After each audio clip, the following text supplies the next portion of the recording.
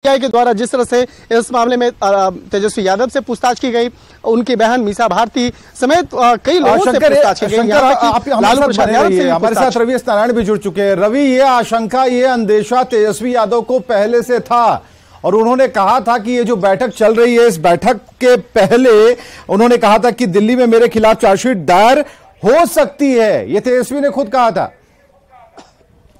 जी बिल्कुल, और ये अंदेशा जो है वो डिप्टी सीएम तेजस्वी यादव ने पहले ही लगाई थी। उन्होंने साफ तौर पर कहा था कि जिस ढंग से विपक्षी एकता गोलबंद हो रही है और यहाँ पे जो बैठक हुई है, हो सकता है कि सप्लीमेंट्री चार्जशीट जो है वो हमारा भी नाम जोड़ दिया जाए और कार्रवाई किया जाए। और ये तेजस्वी ने पहले से अंदेशा जताया था और ये चार्जशीट होने के बाद तेजस्वी की मुश्किल जो है वो बढ़ सकती है, क्योंकि देखिए जिस ढंग से सीबीआई यहाँ पे जांच कर चुकी है, छापेमारी हुई है, कई लोगों से लगातार पूछताछ हो रही है। दानापुर सहित कई इलाकों में जहाँ पे जॉब के बदले में लैंड लिया गया था, उस मामले में लगातार पूछताछ जारी है। लालू राबड़ी का तो नाम पहले से था ही उसमें, और चार्जशीट में अगर तेजस्वी का नाम अगर आता है तो ये उनके लिए मुश्किल खड़ा कर सकता है, क्योंकि अब तक जो तेजस्वी यही बयान देते रहे हैं, सफाई देते रहे हैं कि ये जब मामला आया था उस समय मैं बहुत छोटा था, उस समय मेरा इससे कोई लेना देना नहीं है। लेकिन सीबीआई ने जिस ढंग से जांच आगे बढ़ाई है और अभी जो चार्जशीट दायर किया है जिसमें तेजस्वी का नाम आया है, ये उनकी मुश्किल बढ़ाने के लिए है और ये उससे उनकी मुश्किल जो है वो शंकर हमारे साथ है। शंकर, जैसा कि अभी बता रहे थे, रवि नारायण बता रहे थे, उन्होंने कहा कि तेजस्वी की जो दलील थी वो ये थी कि भाई जिस वक्त ये सब कुछ हुआ उस समय हम बहुत छोटे थे, तो जो बड़े थे, जो समझदार थे, जिन्हें समझदारी थी, उनकी तरफ से क्या कुछ बयान आया है? क्योंकि चलिए चार्जशीट तो दायर हो गया और इससे पहले अंदेशे वाली बात भी हो गई कि तेजस्वी को यह था कि देखिए हम बैठक शुरू करेंगे और देखिएगा जरूर चार्जशीट मेरे नाम की दायर हो जाएगी। सो हो गया, तो इस बात का अंदेशा था, लेकिन किस तरीके से यह परेशानी बढ़ेगी इस फैमिली के लिए और आगे विपक्षी एकता पर इसका क्या प्रभाव पड़ेगा? क्योंकि महाराष्ट्र में टूट दिखती है और यहां परेशानी दिख रही है। देखिए, इस मामले में थोड़ा सा तकनीकी एक कहा जा सकता है कि एक जो इनपुट है वो मैं बताना चाहूंगा कि जिस तरह से तेजस्वी यादव हालांकि पहले भी कहते रहे हैं कि वो उस वक्त का मामला है जब वो नाबालिग थे, उस वक्त में वो बालिग नहीं थे। लेकिन यहाँ पर सीबीआई के द्वारा जो एक एफआईआर का जिक्र हो रहा है और उसी एफआईआर में बाकायदा कार्रवाई की गई है। जिस तरह से उस एफआईआर की अगर बात करें तो जब वो बालिग हो गए, जब कुछ कंपनियों के मालिकाना हक और जो जब इनके नाम से हुआ है, उसके बाद कुछ इन्वेस्टिगेशन में कुछ नई अपडेट्स हुए हैं और उसी मामले में ये चार्जशीट फाइल किया गया है। देखिए, मैं एक फिर से बताना चाहूंगा कि एक जो पहला एफआईआर था जो सीबीआई के द्वारा रजिस्टर्ड किया गया था और उसमें चार्जशीट फाइल पहले से किया जा चुका है, और अगर उस मामले में भी होता तो उसे सप्लीमेंट्री चार्जशीट कहते हैं। लेकिन ये सप्लीमेंट्री चार्जशीट नहीं है। सप्लीमेंट्री चार्जशीट नहीं है तो इसका मतलब है कि कोई और एक ऐसा एफआईआर है जो जोन वाइज रजिस्टर्ड किया गया, उसी मामले में पूछताछ की गई और पूछताछ करने के बाद उस मामले में ये पहला चार्जशीट दायर किया गया है। और पहला इसे और भी क्लियर करते हैं शंकर, थोड़ा सुशील पांडे के पास चलते हैं। सुशील पांडे, ये शंकर बिल्कुल, शंकर आनंद हमारे सहयोगी क्लियर कर रहे हैं कि देखिए इसे सप्लीमेंट्री ना माना जाए, एक और एफआईआर है, तो जरा बताइएगा कि ये कहां से किस तरीके से बातें अब आई हैं और ये अंदेशे वाली बात से अब आगे की बात हो गई है, क्योंकि सप्लीमेंट्री की बात को साफ तौर पर हमारे सहयोगी शंकर आनंद खारिज कर रहे हैं। जी देखिए, साफ तौर से इस पूरे मामले में सीबीआई लैंड फॉर जॉब के मामले में अलग अलग जोन पर जांच कर रही थी। निश्चित रूप से ये एक फ्रेश चार्जशीट दाखिल की गई है सीबीआई की तरफ से। इससे पहले भी सीबीआई ने इस पूरे मामले में चार्जशीट दाखिल की थी जिसमें लालू यादव, राबड़ी यादव समेत कई लोग आरोपी बनाए गए थे। लेकिन ये दूसरी सीबीआई की चार्जशीट है जो दूसरे जोन के मामले में सीबीआई जांच कर रही थी, उस मामले में ये चार्जशीट दाखिल की गई है।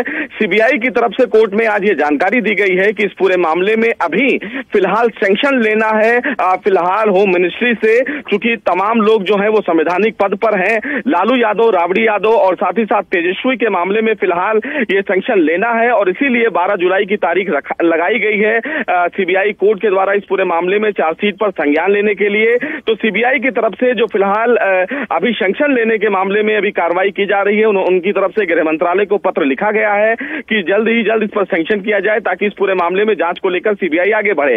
ये निश्चित रूप से एक फ्रेश चार्जशीट दाखिल की गई है, जिसमें जो जानकारी मिल रही है उसमें बिहार के डिप्टी सीएम का नाम शामिल किया गया है। दूसरे जोन की जो सीबीआई जांच कर रही थी, जिसमें ये पाया गया है कि जिस तरह लगातार सीबीआई पूछताछ कर रही थी तेजस्वी यादव से, ऐसे में सीबीआई को ये जरूर लगा कि तेजस्वी यादव की भी इस पूरे मामले में कहीं ना कहीं मिली भगत है, और इसीलिए उनको बतौर आरोपी सीबीआई ने लैंड फॉर जॉब के मामले में शामिल किया है। तो अब देखना बेहद अहम होगा कि जब 12 जुलाई को इस पूरे मामले में ठीक है, सुशील आप हमारे साथ बने रहिए। जरा शंकर आनंद के पास जाते हैं। शंकर आनंद, जो टेक्निकल बातें वो अब हमें थोड़ी थोड़ी समझ में आनी लगी है और लोगों को भी बताना यह बेहद जरूरी है। जोन वाइज जो चार्जशीट की बात की जा रही है, एफआईआर की बात की जा रही है, ये क्या है, जरा इसे क्लियर और भी कीजिए। देखिए, निश्चित तौर पे देखिए, जिस तरह से अगर इस मामले में अगर बात करें तो जिस तरह से हमारे सूत्र बता रहे हैं कि ये जो है फ्रेश चार्जशीट है। फ्रेश चार्जशीट का मतलब ये होता है कि यानी कि कोई एक और दूसरा एफआईआर रजिस्टर्ड हुआ था और उसी एफआईआर मामले में ये पहला चार्जशीट मतलब कि फर्स्ट चार्जशीट ये दाखिल हुआ है।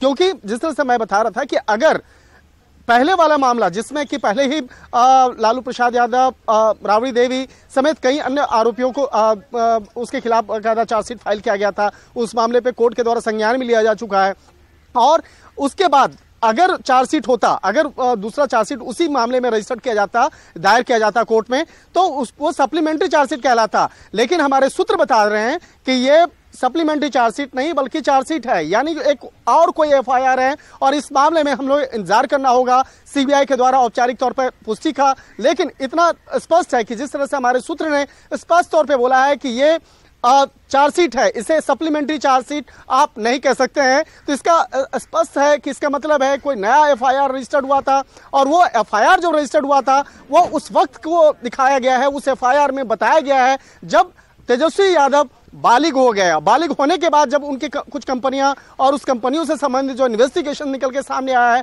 उसके बाद ये मामला निकल के सामने आया। उसके बाद का जो तफ्तीश है, उस मामले में तफ्तीश में जिस तरह से बाकायदा तेजस्वी यादव से पूछताछ की गई, इसके साथ साथ कई अन्य लोगों से भी पूछताछ की गई। तो अब ये देखना लाजमी होगा कि उस एफआईआर का नंबर क्या है। उस एफआईआर के नंबर से तमाम जो जानकारियां हैं वो निकल के सामने आएंगी, और उसके बाद जिस तरह से आरोप है, आरोप के बारे में जानकारी मिल सकती है। तो थोड़ा सा इंतजार करना पड़ेगा 12 जुलाई का। 12 जुलाई को जब राउज एवेन्यू कोर्ट में तमाम ठीक है, सुशील पांडे हमारे साथ, सुशील पांडे हमारे साथ मौजूद। दो अलग अलग चार्जशीट की बात की जा रही है। 18 अक्टूबर की तारीख थी, तब जो खबर आई उसके मुताबिक 16 लोगों को आरोपी बनाया गया। नई चार्जशीट में अब जो तेजस्वी हैं वो बालिग हो जाते हैं। ये केस कैसे कैसे आगे बढ़ता है और क्या यहां पर कोई पॉलिटिकल कनेक्शन है, ये कैसे क्लियर होगा? दूसरी चीज, बराबर जो तेजस्वी कहते रहे हैं नाबालिग वाली बात और काफी छोटे रहने की बात, उनकी समझदारी से दूर होने की बात, दूसरा पॉइंट ये है। तीसरा पॉइंट ये है कि किस तरीके से ये चार्जशीट नए तरीके से बनाई गई, इसमें क्या नया हलफनामा है, क्या बातें लिखी हैं, और यहां तेजस्वी कैसे शामिल हो जाते हैं? देखिए, फिलहाल राजनीति के मामले पे जांच एजेंसी की प्रक्रिया को नहीं देखा जा सकता है, क्योंकि राजनीति करना कहीं ना कहीं जो राजनीतिक पार्टियां हैं ये उनका काम है। लेकिन जांच एजेंसियां तथ्यों पर काम करती हैं।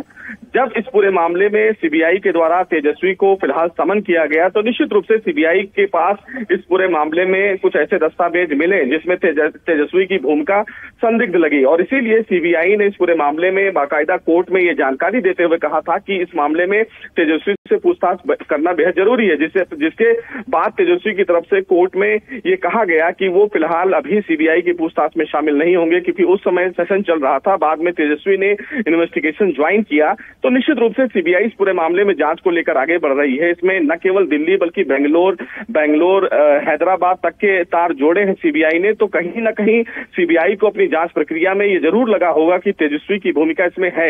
अब ये चूंकि मामला ट्रायल का है कि तेजस्वी इस पूरे मामले को कैसे डिफेंड करते हैं, लेकिन सीबीआई ने इस पूरे मामले में अपनी जांच करके फिलहाल चार्जशीट में तेजस्वी का नाम शामिल किया है। अब सबसे महत्वपूर्ण बात यह है कि सीबीआई कोर्ट में कैसे दलील देती है कि वो किस मामले में इन्वॉल्वमेंट में तेजस्वी को पाती है, क्या तेजस्वी की भूमिका वाकई संदिग्ध है या नहीं है, ये फिलहाल अभी कोर्ट के ऊपर बात होगी। लेकिन सीबीआई बिल्कुल सुशील पांडे, क्योंकि तेजस्वी को 3 बार इससे पहले भी पूछताछ के लिए सीबीआई ने बुलाया था, बार बार तेजस्वी ने कई बात नहीं भी वहां पर पहुंचे, लेकिन उन्हें पहुंचना पड़ा, बातचीत करनी पड़ी। रवि एस नारायण हमारे साथ हैं। रवि, क्या हलचल है आरजेडी खेमे में, क्योंकि आप आरजेडी देखते हैं। तो आप जरा बताइए कि क्या खबर आ रही है भीतर खाने से, उस हरे गेट के पीछे क्या चल रहा है, कैसी हलचल है? देखिए, अगर पटना की बात करें तो यहाँ पे इस खबर के बाद जो है वो एक ढंग से कहें तो सनसनी जो है वो फैल गई है, क्योंकि एक तरफ तेजस्वी यादव भले ही ये कहते रहे हों कि जोड़ा जा सकता है, लेकिन आज जब ये खबर निकल करके आई सामने कि सीबीआई ने एक और एफआईआर की है जिसमें तेजस्वी यादव का नाम शामिल हो गया है, ये मुश्किल बढ़ाने वाली है। और अब जरा इस सियासत को जरा समझिए कि यहाँ पे एक साथ देखा जा रहा है कि कैसे इस सियासत को प्रभावित करता है। जब विपक्षी दल की बैठक होनी है एक तरफ, दूसरी तरफ महाराष्ट्र में जो घटना घटी है उसे लेकर के पटना में हलचल ज़्यादा है। तमाम विपक्षी दल जो है ये दावा कर रहे हैं कि जो जदयू है वो टूटने वाली है। ऐसे परिस्थिति के बीच में तेजस्वी यादव का सीबीआई में नाम आना, इस केस में नाम जुड़ना और उसके बाद ये एक ढंग से कहें तो तेजस्वी के लिए मुश्किल बढ़ाने वाला है। ना सिर्फ पूरे गठबंधन में एक ढंग से कहें तो ये गर्माहट हो गई है कि आखिर आने वाले दिनों में विपक्षी एकता की बैठक कैसी होगी और आने वाले दिनों में तेजस्वी यादव अपना डिफेंड कैसे करेंगे, इस पर काम करना शुरू कर दिया है। जी शंकर आनंद, यहां पर बात है अब तो आगे की राजनीति। पहले तो आरोप लगते रहे हैं कि भाई ये जो केंद्र सरकार है वो ऐसा करवा रही है, लेकिन अगर ऐसा होता तो ठीक ही है कि नवीन पटनायक के ऊपर भी कुछ ना कुछ मामले चलते, चार्जशीट होते, या फिर नीतीश कुमार के ऊपर भी मामले चलते। ऐसा तो हो नहीं रहा है। जांच एजेंसियां अपना काम कर रही हैं। अगर आप दोषी नहीं हैं, ठीक है, आपको आरोपी बनाया गया, पूछताछ होगी, आगे की जांच चलेगी, घबराना नहीं चाहिए। ऐसी स्थिति में ये अंदेशा और अंदेशे से पहले खुद को कहना कि भाई हो सकता है ऐसा हो, तो कहीं ना कहीं ये बताना कि भाई केंद्रीय जो जांच एजेंसियां हैं वो केंद्र के इशारे पर कहीं ना कहीं मुझे नुकसान पहुंचा सकती हैं। चलिए, अब आरोपी बना दिया गया, अब आगे क्या होगा, कैसे कैसे प्रक्रिया आगे बढ़ेगी? देखिए, अगर आगे की बात करें तो देखिए, सबसे पहले मैं बताना चाहूंगा कि राजधानी दिल्ली का जो पारा है वो पहले से काफी बढ़ा हुआ था, लेकिन अब राजनीतिक पारा भी काफी बढ़ता हुआ नजर आ रहा है। और राजनीतिक पारा जो बढ़ रहा है इसका असर बिहार में भी असर पड़ने वाला है, क्योंकि जिस तरह से सीबीआई की चार्जशीट की अगर बात करें तो सीबीआई की इस चार्जशीट पर जब अगली तारीख में यानी कि 12 आनंद जरा रुकिएगा। संजय जायसवाल जी पूर्व प्रदेश अध्यक्ष हमारे साथ जुड़ चुके हैं, जरा उनसे बात कर लेते हैं। चार्जशीट दायर कर दी गई संजय जायसवाल जी, खबर पहुंच गई होगी आप तक, हमें जरा बताइए क्या रिएक्शन है इस पर, क्योंकि फिर तेजस्वी वही कहेंगे कि हमें तो पहले से अंदेशा था ये हमारे साथ होना है, बैठक से पहले ही उन्होंने इशारा किया था। अंदेशा क्या था, चूंकि वह जानते हैं। आप जाके रूपसपुरा थाना के बगल में देखिए, बिहार का सबसे बड़ा मॉल बन रहा था और बिहार का सबसे बड़ा मॉल तेजस्वी यादव स्वयं बनवा रहे थे। 150 करोड़ के में वह स्वयं रहते हैं, जिसका फ्रेंड्स कॉलोनी में 4 मंजिला मकान 4 लाख रुपए में वह स्वयं रहते हैं। और सबसे अफसोस की बात है कि पिताजी के इतने सारे घोटालों में सहभागिता के बाद पूरे परिवार को इस नौबत में पहुंचने के बाद आज तेजस्वी यादव बदले हैं क्या? भागपुर अगवानी पुल 1700 करोड़ का पुल टूट जाता है और उसका जो इंजीनियर होता है आज उसको विजिलेंस का डिप्टी चीफ बना दिया गया।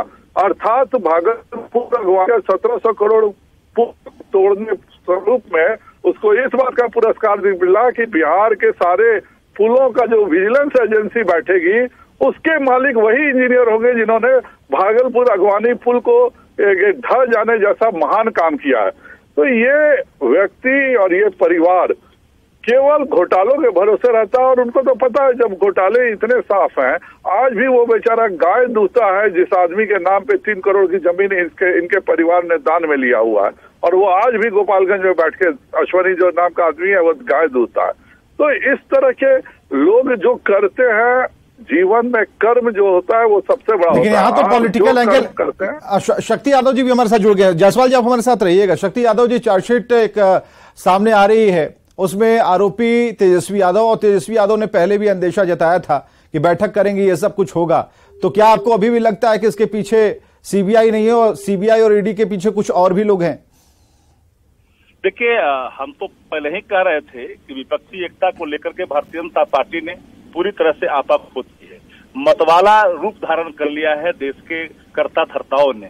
किसका कब कहां पर कुचले जाएंगे ये कहना मुश्किल है, लेकिन इतना मैं जरूर कहूंगा कि हम तो आशंका व्यक्त कर रहे थे जब हम चले हैं लड़ने के लिए उन्मादियों के खिलाफ जो एजेंसियों का दुरुपयोग करते हैं, तो अपेक्षा क्या कर सकते हैं? अपेक्षा यही है कि आप बदले की कार्रवाई करोगे, तो आप करिए।